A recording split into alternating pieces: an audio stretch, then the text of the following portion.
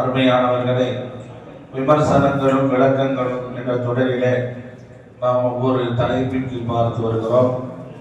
அதன் அடிப்படையிலே இன்றைக்கு கபரு சியாரத்து கூடுமா, கபறுகளை சியாரத்து செய்வதை பற்றி நபிமொழிகள் அறிவிக்கக்கூடிய விஷயங்கள் என்ன என்பதை பற்றி நாம் பார்க்கலாம். கபரு அப்படின்னா முஸ்லிம்கள் அடக்கப்படக்கூடிய அடக்கவிடத்தை தான் கபருன்னு சொல்லுவாங்க. இதுக்கு பன்மையா குபூர். இது ஆரம்ப காலகட்டத்தில் ஸல்லல்லாஹு அலைஹி வஸல்லம் அவர்கள் கபரு சியாரத்துக்கு அனுமதி கொடுக்கல. கபரு சியாரத்து செய்யாதீங்கன்னு சொல்லி தடுத்தாங்க. ஆரம்பத்தில் பெண்களுக்கு தொழுகையில ஆரம்பத்தில் அனுமதி கொடுத்தாங்க, பின்னாடி மறுக்கப்பட்டது.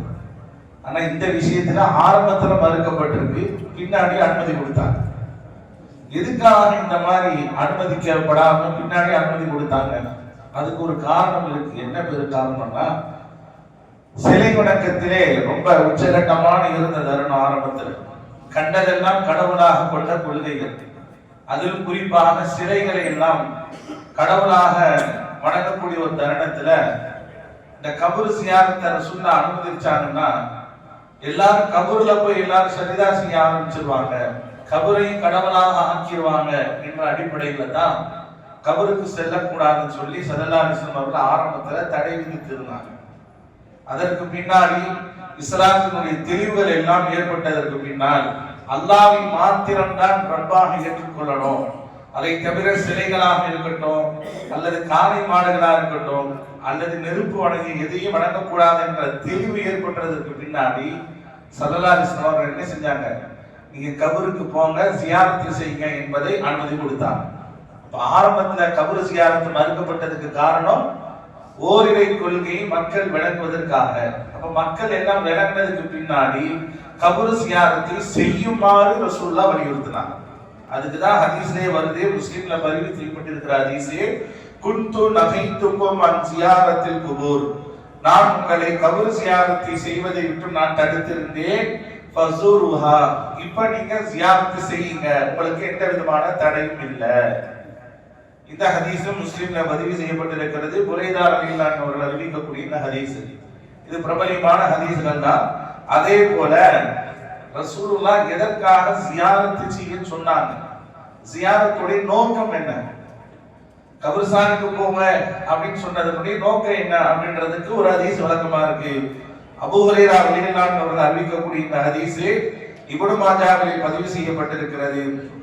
ஸூருல் குபூர, நீங்கள் கபரை ஜியாரத்து செய்யுங்கள், ஃபஇன்னஹா துதக்கிருக்குமுல் ஆখিরা. எதுக்காக கபர் ஜியாரத்து செய்யணும்ன்றதுக்கும் இந்த ஹதீஸ் ஆதாரம். உங்களை மரணத்தை, கபரை, மறுமையை, ஆகிரது சம்பந்தமான எல்லா விஷயங்களும் உங்களை நினைவுபடுத்துவோம். எதுக்கு கபர் ஜியாரத்து செய்யணும்? நமக்கு மௌத்தை ஏற்படுத்தும், மௌத்தினுடைய சிந்தனை ஏற்படுத்தும். நம்மளும் ஒரு நாள் மௌத்தாகுவோம், நம்மையும் இப்படிதான் சந்தாக்களை கூட்டிட்டு வருவாங்க, தூக்கிட்டு வருவாங்க, நம்மளையும் இப்படிதான் கபர்ல அடக்கம் பண்ணுவாங்க, நமக்கு ஒரு நாள் மவுத் இருக்கு என்ற மறுமையுடைய சிந்தனை உங்களுக்கு ஏற்படுத்தும். உண்மையாகவே அந்த கபரினுடைய ஜியாரத்து இந்த நோக்கம் தான், வேற எந்த நோக்கமும் கிடையாது. வேற எந்த நோக்கத்திற்காகவும் ஜியாரத்து செய்யவும் கூடாது.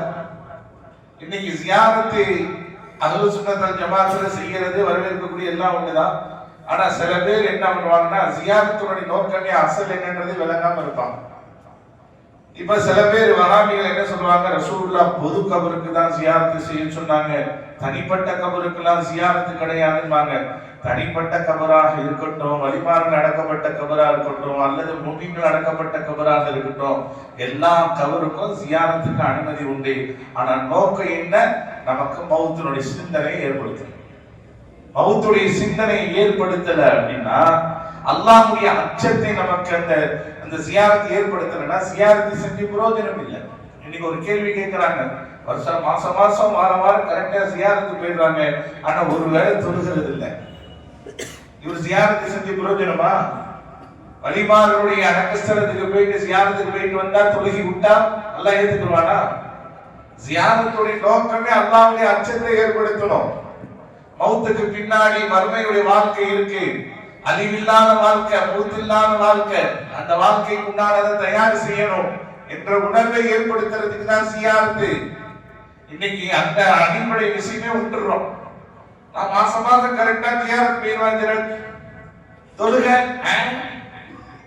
ஜியாரத்து போனா போதும், போனுக்கு சார்ஜ் ஏத்துன மாதிரி தொழுகெல்லாம் தேவையில்லை நம்ம நினைச்சுட்டு வருஷம் வருஷம் கரெக்டா மௌலிது ஓதிடுவேன், எல்லாம் எல்லாரும் கடந்துக்கிறேன். தொழுக இல்ல, அப்ப நோக்கம் இல்ல அப்படின்னா அந்த அமலே வேஸ்ட். எந்த வழிபாடுகளும் நீங்க தொழுகவே வேண்டாம், ஜியாரத்தை மட்டும் செய்யுங்க அப்படின்னா அது ஜியாரத் இல்ல, அது வழிபாடுகள் மீது நம்ம வச்சிருக்கக்கூடிய முகபத்தும் அல்ல. அவர்கள் எந்த வழியிலே பயணித்தார்கள், இந்த தீனுக்காக எப்படி எல்லாம் அவர்கள் பாடுபட்டாங்க, இந்த தீனை எப்படி அவர்கள் நிலைநிறுத்தினாங்க, அல்லாஹ்வை எப்படி அஞ்சி வாழ்ந்தாங்க, இந்த சிந்தனை நமக்கு வரணும். அதான் ஜியாரத்துடைய அசல் நோக்கம். ஹதீஸ்ல ரசூலுல்லாஹ் அதைத்தான் சொன்னாங்க, உங்களுக்கு ஆகிரத்துடைய சிந்தனை ஏற்படுத்தணும். அதே போல ஜனாசாவை தூக்கிட்டு போகக்கூடிய விஷயத்த ஒரு ஹதீஸ் சொன்னாங்க, யார் ஜனாசாவிலே கலந்து கொண்டு அந்த ஜனாசாவை சுமந்து பின்பற்றி நடந்து ஜனாசா துருவைக்கிற கடந்து கொண்டு கபரிலே அடக்கம் பண்றவன் இருக்கிறாரோ அவருக்கு இறந்து கீரா துணை நன்மை அப்படின்னா. கீராத்துனா என்னது? உஹது மலை அளவுக்கு உண்டான நன்மையா. எதுக்காக ரசூலுல்லாஹ் ஜனாசாவை போகணும்னாங்க, பின்பற்றணும்னாங்க, ஜனாசா தொழுகையில் கலந்து கொள்ளுனாங்க, கபருல போய் அடக்கிற வழி இருக்குன்னு சொன்னாங்கன்னா நமக்கும் அந்த சிந்தனை வரணும். உலகத்திலே படைக்கப்பட்ட எந்த மனிதனும் மௌத்த சந்திக்காம இருக்க மாட்டான், எல்லோருக்கும் மௌத் இருக்கு. எத்தனை 100 ஆண்டு காலமா இருந்தாலும் மௌத்த சந்திச்சாகணும், இந்த கபருக்கு நீ வந்து ஆகணும் என்பதைத்தான் அந்த நிலைப்பாடுகளை நமக்கு நினைவுபடுத்துகிறார். அதனாலதான் இதெல்லாம் ரசூலுல்லாஹ் ஏற்படுத்துறார். மனுஷனுக்கு மௌத்தினுடைய சிந்தனை வந்துருச்சுன்னா, அல்லாஹ் நமக்கு மௌத்த தருவா, நம்ம மௌத்தாகன்ற ஒரு சிந்தனை வந்துருச்சுன்னா இவன் அல்லாஹ் பக்கம் நெருக்கமாகிடுவான். அல்லாஹ்வை மறக்க மாட்டான், அல்லாஹ்வுக்கு மாறு செய்ய மாட்டான், பெரும் பெரும் ஹராமான காரியங்கள் பக்கம் போக மாட்டான். இன்னைக்கு பாவங்களை துணிஞ்சு செய்யறதுக்கு காரணம் என்ன? மௌத்தை மறந்து வாழ்றது. ஸல்லல்லாஹு அலைஹி வஸல்லம் சொன்னாங்க, மௌத்தை நினைத்து வாழுகின்றவன் தான் புத்திசாலி. உலகத்துல கோடி கோடியா சம்பாரிச்சு அழகழகான வீடு காட்டி பெரும் பெரும் கம்பெனிகளை உருவாக்கி கோடி கோடியா சம்பாதிக்கிறவன் அல்ல, அதெல்லாம் துனியாவுக்கு. மௌத்தை நினைத்து வாழக்கூடிய உண்மையாகவே அவன் அறிவாளியாக இருப்பான். அந்த அறிவாளி அல்லாஹ்வை விட்டு தடப்பட மாட்டான். இன்னைக்கு ஜியாரத்துக்கெல்லாம் எப்படி போச்சுன்னா டைம் பாஸ் மாதிரி ஆயிடுச்சு, ஒரு பொழுதுபோக்கு மாதிரி. நம்ம சென்னையில இருக்கக்கூடிய கோவளம், இதற்கு பெரும்பாலும் இந்த கடலோர பகுதியில் தான் பெரும்பாலும் கபறுகள்லாம் இருக்கும், பரிமாறுடைய கபறுலாம். ஜியாரத்துக்கு போனா போய் அஸ்ஸலாமு அலைக்கும் அப்படின்ட்டு அவருக்கு ஒரு சர்வீட்டை போட்டு அப்படின்மா. ஜியாரத்து பண்றவனே பண்ண விட மாட்டான். எங்க மீன் நல்ல ரேட்டு வந்து என்ன மீன்? கோவளத்துக்கு போனா, ஏ மாப்பிள்ள எங்க போற? கோவளமா, நமக்கு ஒரு 2 கிலோ மீன் வாங்கிட்டு வந்துடும். சரிப்பா, நான் அதுதான் போறேன். போயிட்டு நல்ல பெரிய மீனா வாங்கி நல்லா மசாலா தடவி வறுத்து எங்கடா போன? ஜியாரத்து. 10 கிலோ மீனா வாங்கி மூக்கு முடிக்க தின்னுட்டு வர்றது ஜியாரத்து. அதான் அவன் கழுவி ஊத்தான். போய் சாப்பிடுறது தப்புன்னு சொல்லல, சாப்பிடுறது ஹலால் தான். பசிக்கு சாப்பிட வேண்டியதான், ருசிக்கு சாப்பிட வேண்டியதான். அசல் என்ன? அங்க போய் மீன் சாப்பிடுறதுக்கா? அங்க போய் பிரியாணி ஒருத்தாமா ஒரே ஜியாரத்து போயிட்டேன்னா என்ன இவ்வளவு ஆர்வமா ஜியாரத்து? தர்கா பக்கத்துல ஒரு ஹோட்டல் இருக்கு, கொத்து பரோட்டா செம்ம டேஸ்ட். கொத்து பரோட்டாக்காவே போறது, ஒவ்வொரு பாயிண்டையும் வச்சு அது நோக்கமா போறது. சாப்பிடுறது தப்பு இல்ல பெருமக்களே, அங்க வாங்கக்கூடிய பொருள் அசல் இல்ல, அங்கே அடங்கப்பட்டு இருக்கின்ற வழிபாடுகளை தரிசிக்கும் போது உள்ளத்துல அல்லாஹ்வுடைய அச்சம், மரணத்துடைய பயம் வரணும். அதான் ஜியாரத்துடைய அசலியத். எந்த கபருக்கு போனாலும் அல்லாஹ்வுடைய அச்சத்தை ஏற்படுத்தணும். தொழுகையை விடக்கூடாது. தொழுகையோடு சேர்ந்த ஜியாரத்து வழிபாடுடைய நேசம். பயான் கேட்டுட்டு தொழுகை விடுறது, மௌலூது ஓதிட்டு தொழுகை விடுறது, ஜியாரத்தை செஞ்சுட்டு தொழுகை விடுறது, இதெல்லாம் அந்த அமல்கள் தான் நமக்கு பயனளிக்காது. அல்லாஹ் என்ன சொல்றான்? அசல் தொழுகை தான். தொழுகையை சரியாக்கிட்டு அதுக்கப்புறம் அடுத்த அமலுக்கு போகணும். அந்த அமல் உங்களை சரியான அருமையான பெருமக்களே, ஜியாரத்தினுடைய நோக்கத்தை ரசூலுல்லாஹ் சொல்லிட்டாங்க. இப்ப சில பேர் நம்ம என்ன செய்வாங்க? ஜியாரத்துக்கெல்லாம் போகக்கூடாது, அதெல்லாம் கபரெல்லாம் கட்டக்கூடாது அப்படின்னு சில பேர் குழப்புவாங்க. இப்ப கபரை எழுப்புறது ஒரு சந்தேகம், அது கூடுமா? கபரை எழுப்பக்கூடாது, அதெல்லாம் ரசூலுல்லாஹ் காலத்துல அப்படின்னா கிடையாதுமா. ரசூலுல்லாஹ்வுடைய காலத்துல கபர்கள்லாம் பெரும் பெரும் கபர்களாக இருந்துச்சான். அப்துல் வஹாப் என்று சொல்லக்கூடிய இந்த வஹாபியினுடைய துவக்கம் அவன் தான். இந்த வஹாபின்னு சொல்றோம். எதுக்காக வஹாபின்னு சொல்றோம்னா, இந்த கொள்கை புரட்டலை கொள்கையை உருவாக்குற அப்துல் வஹாப் என்றவர். அந்த அப்துல் வஹாப் என்ற பேர்ல வந்தது, அவனை பின்பற்றினது தான் இந்த வஹாபின்னு. வஹாபின்னு சொல்றோம். அப்துல் வஹாப் என்ற ஒன்றே பேர்ல இருந்து வந்தது. அந்த கூட்டத்தை சார்ந்ததான் வஹாபின்னு. இவன் வேலையே என்ன தெரியுமா? முதல்ல இவன் குழப்பத்தை உண்டு பண்ண முதல் வேலையே சூஃபிகாக்களினுடைய வலிமாருடைய கபர்களை ஜியாரத் செய்யக்கூடாதுன்னு சொல்லி தடுத்த முதல் கொள்கையா தான். அதுக்கப்புறம் தான் குழப்பமே உண்டாச்சு. ஸல்லல்லாஹு அலைஹி வஸல்லம் சொன்னாங்க, இந்த நஜ்தி தேசத்துல இருந்தா குழப்பம் உண்டாகும். இந்த நஜ்தி தேசத்துல இருந்தா ஷைத்தானுடைய கொம்பு உருவாகும். இங்க இருந்து வர்றவன் தான் இந்த சுன்னத் வல் ஜமாஅத்துடைய கொள்கையினுடைய குழப்பவாதியாக மாட்டாங்க. அதாவது இப்ப அந்த ஊரு நமக்கு புரியுதா? ரியாத் இருக்குல்ல, சவுதி ரியாத் இருக்குல்ல, அதுதான் நஜ்தி தேசம்பாங்க. அங்க இருந்து உருவாகுவாங்கன்னு சொன்னாங்க. கரெக்டா இவன் அந்த இடத்துல இருந்து உருவானவன் தான். அங்க இருந்துதான் அந்த வெளிநாடுகள்லாம் அரபகத்து மண்ணிலே உருவாச்சு. கபர்களை ஜியாரத் செய்யக்கூடாது, அது ஷிர்கு, அதை போய் சந்திப்பது கூடாது, இஸ்லாத்தில் அனுமதிக்கப்படலன்னு சொல்லி கொஞ்சம் கொஞ்சமாக உருவாக்கி இன்னைக்கு பாத்தீங்கன்னா கபர்களை பூரா தரமட்டமாக்கினாங்க.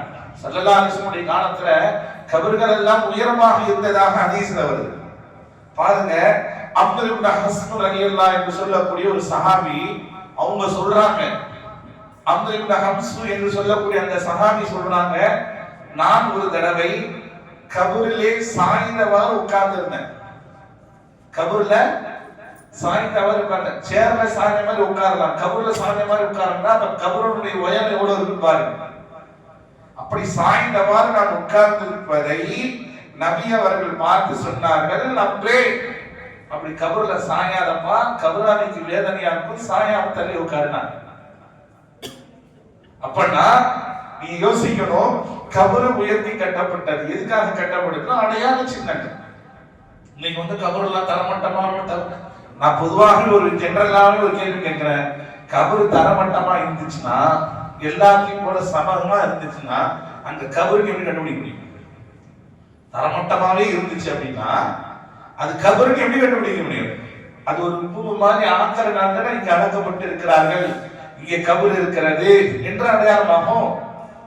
அப்ப தரமட்டமா இருக்கணும், உயர்த்தக்கூடாது அப்படின்னா அப்ப எப்படி கபருக்கு கண்டுபிடிக்க முடியும்? இது ஒண்ணு. ரசூலுல்லாஹ்வே சாய்ந்து உட்காராதப்பா, கபராளிகளுக்கு அது வேதனையா இருக்கும், கபருஸ்தானுக்கு போனா அதுல சில அதபுகள் எல்லாம் ஃபாலோ பண்ணணும்னு ரசூலுல்லாஹ் சொன்னாங்கன்னா, அப்ப கபர்கள் என்று பெருமானாருடைய காலத்துல உயர்த்தி கட்டப்பட்டு இருந்தது. கபரை கபராக பார்த்தார்கள், கபரை ஜியாரத்தினுடைய நோக்கத்திலே அணுகினார்கள். யாரும் கபரை அல்லாஹ்வாக ஆக்கவில்லை, கபரை கடவுளாக ஆக்கவில்லை, கபரை கபராக பார்த்தார்கள். ஸல்லல்லாஹு அலைஹி வஸல்லம் காலத்துல, ரசூலுல்லாஹ்வுடைய காலத்துல மாதத்திற்கு, அதாவது வருடத்திற்கு ஒரு முறை, ஒவ்வொரு வருடத்தினுடைய துவக்கத்திலையும் சுஹதாக்களுடைய கபர்களுக்கு போய் ஜியாரத் செஞ்சாங்க. ஹதீஸ்ல வருது.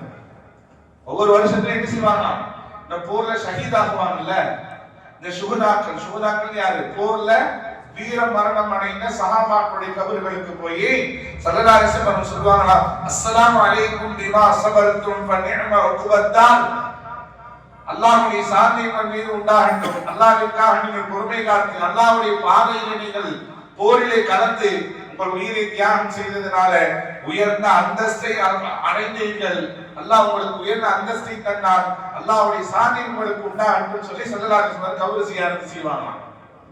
இது ரசூலுல்லாஹ்வுடைய காலத்தில் மட்டுமல்ல, வகான அபூபக்கர் வ உமர் வ உஸ்மான் ரலியல்லாஹு தஆலா அன்ஹுமா யஃஅலுன ذلك. ரசூலுல்லாஹ்வுடைய காலத்திற்கு பின்னால் இது போன்ற சுஹதாக்களுடைய கபர்களுக்கு பிரத்யேகமாக அபூபக்கர் ரலியல்லாஹு அவர்களும் சென்று வந்தார்கள், உமர் ரலியல்லாஹு அவர்களும் சென்று வந்தார்கள், உஸ்மான் ரலியல்லாஹு அவர்களும் சென்று வந்தார்கள் என்பதாக ஹதீஸ். பிரத்யேகமான கபர்களுக்கு போகலாமா? போகலாம். பொது கபர்ஸ்தானுக்கு போகணும், தனிப்பட்ட கபர்ஸ்தானுக்கு போகணும். போறதனுடைய நோக்கம் என்ன? கல்வில அல்லாஹ்வுடைய அச்சம், ஆகிரத்துடைய பயம், மரணத்துடைய சிந்தனை வரணும். இதுதான் ஜியாரத்தினுடைய அசலியத் நோக்கம். இது அல்லாஹ் நோக்கம் வேற எதுவும் கிடையாது. நேற்று சொன்ன மாதிரி அவங்களோட போய் வசீலா தேடுறது வேற ஒண்ணும் கிடையாது. அங்க அடக்கப்பட்டவன் யாருமே அல்லாஹ் அல்ல. இதான் நம்மளுடைய கொள்கை. லா இலாஹ இல்லல்லாஹ் முஹம்மது ரசூலுல்லாஹ் கலிமா சொன்னதுக்கு பின்னாடி எப்படிங்க கபரை போய் நம்ம வணங்குவோம்? கபரை எப்படி போய் நம்ம வணங்க முடியும்? இதான் சாத்தியம் இருக்கிறதா? அப்ப இவர்களாக கற்பனை செய்து கொண்டு இவர்களாக நம்மளை சிறுக்குன்னு சொல்லி, சிறுக்கு நம்ம தான் சொல்லணும். நான் அல்லாஹ்வை மறுக்கிறேன் நவுதுபில்லா அப்படின்னு நம்ம சொல்லணும். அப்பதான் அது சிறுக்கு. இந்த கபூர்ல அடங்கி இருக்கார்ல, இவர் எனக்கு ஒரு கடவுள், இவர் எனக்கு ஒரு அல்லாஹ், இவர் ஒரு ரப்பு அப்படின்னு சொன்னா அது சிறுக்கு. நம்ம தெளிவா சொல்றோம், அவர்கள் அவுலியா அல்லாஹ். அவுலி வலினா என்னது? வலியுல்லா வலியுல்லான்னு சொல்றோம்ல, இந்த வலியுல்லான வந்த வலின்ற வார்த்தை என்னது? வலி என்ற வார்த்தை என்னன்னா நெருக்கமானவர் அர்த்தம். வலி அப்படின்னா நெருக்கமானவர். யுல்லா அல்லாஹ்வின் நெருக்கமானவர். அல்லாஹ்வை அதிகமாக நெருங்கி இபாதத்தில் திளைத்தவரை தான் வலியுல்லான்னு சொல்லுவாங்க. யாருமே அங்க அல்லாஹ் சொல்லல, வலியுல்லான்னு தான் சொல்றான். அல்லாஹ்விற்கு நெருக்கமானவர். அப்பனா இவருக்கு மேல ஒருத்தன் இருக்கா, ரப்புன்னு அர்த்தம். அவுலியா வலியுல்லா, வலியுல்லாவை கபரு, வலியுல்லாவை தர்கா, வலியுல்லா ஜியாரத்து சொல்றான் அப்படின்னா என்ன அர்த்தம்? இவரு அல்லாஹ் இல்ல. வார்த்தையிலே தெளிவா அர்த்தம் இருக்கிறது. இவர் அல்லாஹ் அல்ல, அல்லாஹ்விற்கு நெருக்கமானவர். அல்லாஹ்விற்கு நெருக்கமானவர் அப்படின்னா அல்லாஹ் ஒருத்தர் மேல இருக்கன்னு அர்த்தம். அப்ப இவர் அல்லாஹ் இல்ல, இவர் அல்லாஹ்வுக்கு நெருக்கமாக இருந்ததினால் இவருடைய வசீலாவை நான் வேண்டுகிறேன். அப்ப ஜியாரத்துல எதுவுமே நம்ம ஷிர்க் செய்யல, ஷிர்க்ன்ற பேர்ல அவன் நம்ம மேல ஊசிட்டு இருக்கான்.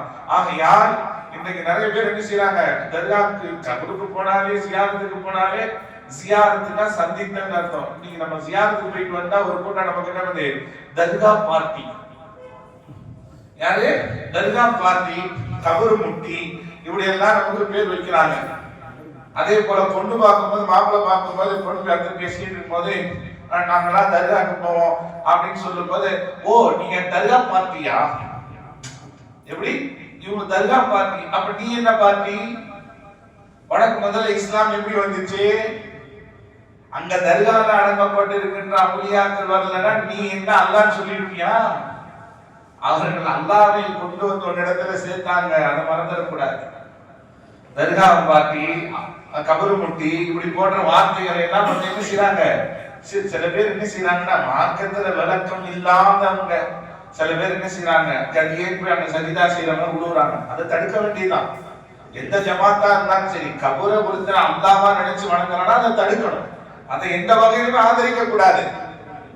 கபரை ஒருத்தன் எனக்கு இது கபர் எனக்கு இது அல்லாஹ்வா நான் நினைக்கிறேன், இந்த கபர் தான் எனக்கு அல்லாஹ், இந்த கபர் தான் எனக்கு எல்லாம் அப்படின்னு சொல்லி அல்லாஹ்வுடைய அந்தஸ்துக்கு கொண்டு போற மாதிரி பேசினானா இப்ப சொல்லணும், அது கபரை கபரா பாருப்பா, அது அல்லாஹ் இல்லைன்னு சொல்லி விளக்கணும்.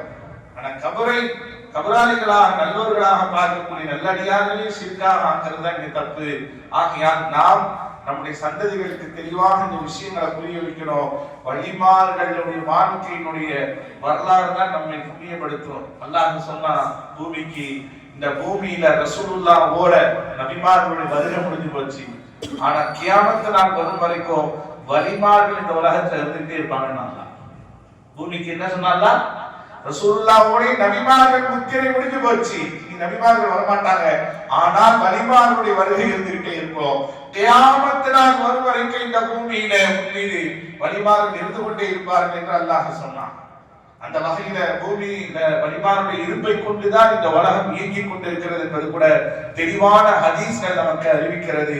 ஆகையால் அப்படிப்பட்ட நல்லோர்களையும் பொது மூமின்களுடைய கபர்களையும் நாம் பாரபட்சம் இல்லாமல் ஜியாரத்து செய்ய வேண்டும். அந்த ஜியாரத்தினுடைய நோக்கம் மறுமை சார்ந்த மரணம் சார்ந்த சிந்தனை ஏற்படுத்த வேண்டும். அப்படிப்பட்ட உள்நோக்கத்தோடு ஜியாரத்து செய்யக்கூடிய மேன்மக்களாக அல்லாஹ் நம் அனைவர்களை மாற்றி அருள்வானாக. ஆமீன்.